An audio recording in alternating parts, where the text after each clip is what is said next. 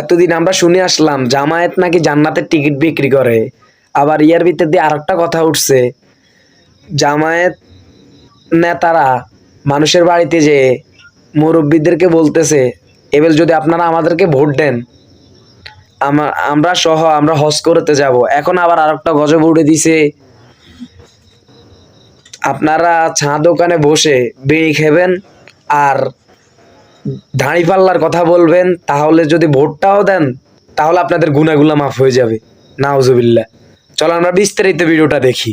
আপনার দোকানে গিয়ে বসেন, সেই দোকানে গিয়ে আপনি এই বিড়ি খাবেন, সেই খাওয়া অবস্থায় আপনি দাঁড়িপাল্লার পক্ষে বক্তব্য রাখবেন কিংবা দাঁড়িপাল্লার পক্ষে আপনি ভোট চাইতে পারবেন।